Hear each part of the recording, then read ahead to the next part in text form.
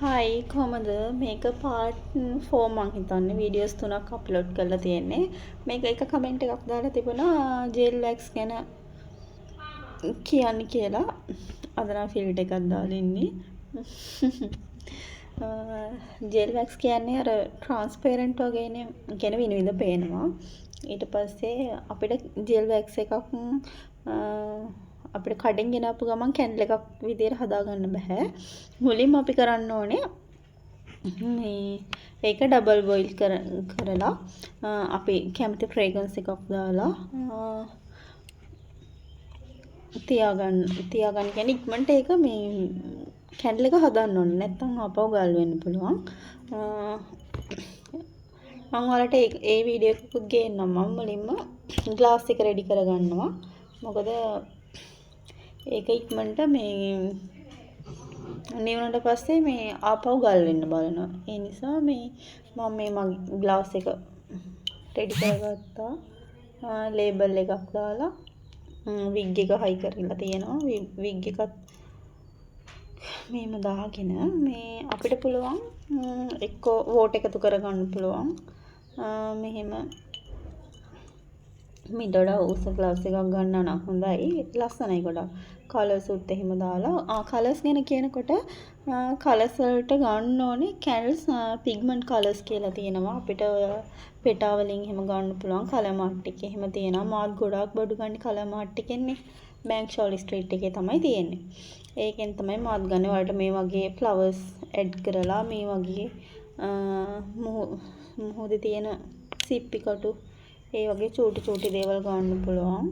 එතකොට ඔය dry flowers ගන්න පුළුවන්. එතකොට මම ළඟ මෙන්න මේ ටිකක් තිබුණා. මේ ඒ ටිකත් මම ගත්තා. බලමු මේක දාන්න පුළුවන් වුණොත් දානවා. ඒ ටික තමයි මේ කියන්න තියෙන්නේ. ගොඩක් වෙලාවට මේවා හොටෙල් වල ඩෙකරේෂන් වලට එතකොට මොන හරි ෆන්ක්ෂන් වල ඩෙකරේෂන් වලට වගේ ගන්න පුළුවන් කැන්ඩල් එකක් තමයි මේක. හරිම ලස්සනයි, සුවඳයි.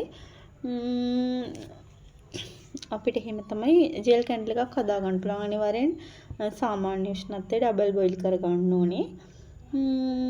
ඒ ටික තමයි ජෙල් වැක්ස් ගැන කියන්න තියෙන්නේ.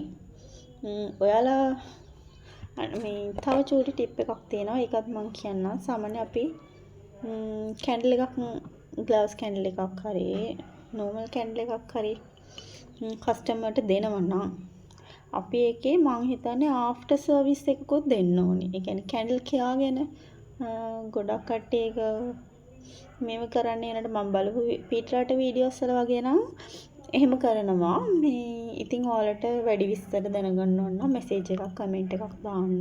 අනිවාර්යෙන් රිප්ලයි වීඩියෝ එකක් අරගෙන එන්න.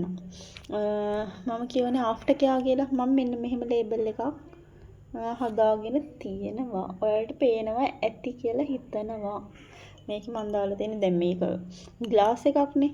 ග්ලාස් එකක් වුණාම කැන්ඩල් එක බර්න් කරාට පස්සේ හීට් වෙනවා.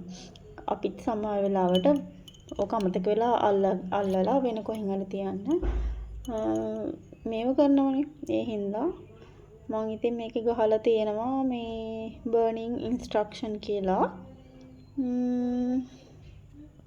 ගහලා තියෙනවා.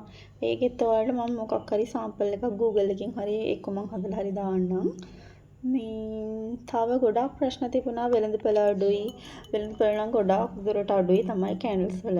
ඒනට ඔයාලා කරන හැම චූටි කැන්ඩල් එකක් හදුවත් මම ගැන ෆොටෝ එකක් අරන් දාන්න, වීඩියෝ එකක් කරන්න පුළුවන්. ඒ වගේ දේවල් කරන්න පුළුවන් අපිට. ඒ ටික තමයි ජෙල් වැක්ස් ගැන කියන්න තියෙන්නේ. ඔයාලට ජෙල් වැක්ස් වලින් ඉටිපන්දම් හදනකොට මමත් නර ලොකුවට හැමදේම දන්නේ නැහනේ.